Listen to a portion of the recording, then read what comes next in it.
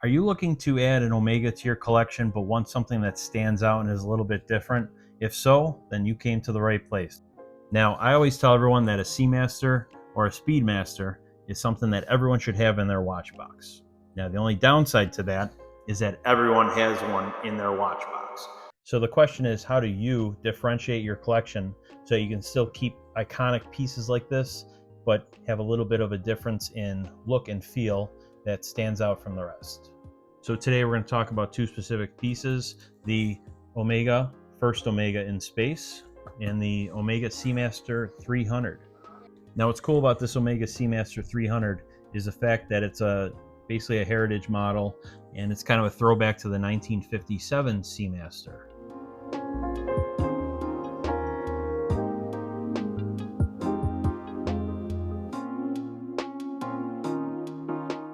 What I like about this one is the fact that patina is that really nice tobacco sort of color, creamy color, where a lot of the vintage Omega Seamasters, their lume tends to go this sort of gross, dirty green, booger green kind of look. So finding one in this particular patina color is hard to get, and if it does come your way, you're paying for it. So you get that look for a lot less. You get this faux patina, you get a sandwich dial, you get it in a 41mm case, which is a lot nicer if you have smaller wrists, as opposed to the much bulkier and bigger 42.5mm Seamaster case. And to add to that vintage appeal, you have a Omega OEM leather strap.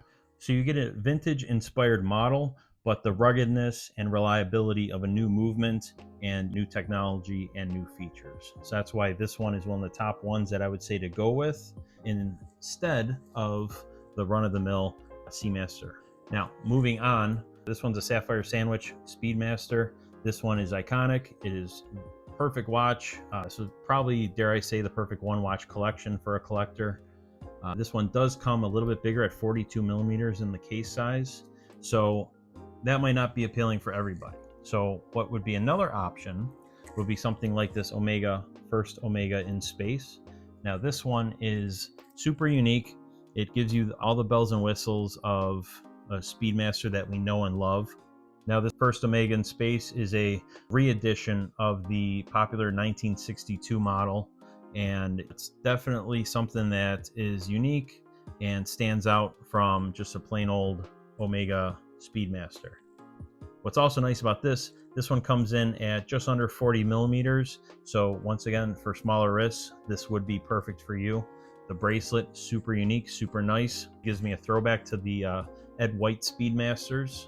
The Speedmaster collectors and the purists out there always stress about a .over 90 bezel.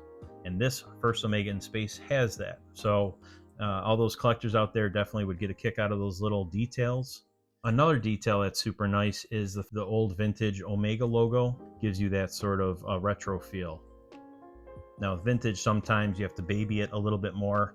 So what's nice about these two models is the fact that you have that sort of vintage look, but you can wear it every day and trust it every day and make it one of your daily drivers. Now these are just a couple options out there. I want to hear your thoughts. Comment below and let me know what Omega Speedmaster or Seamaster you would choose to change things up.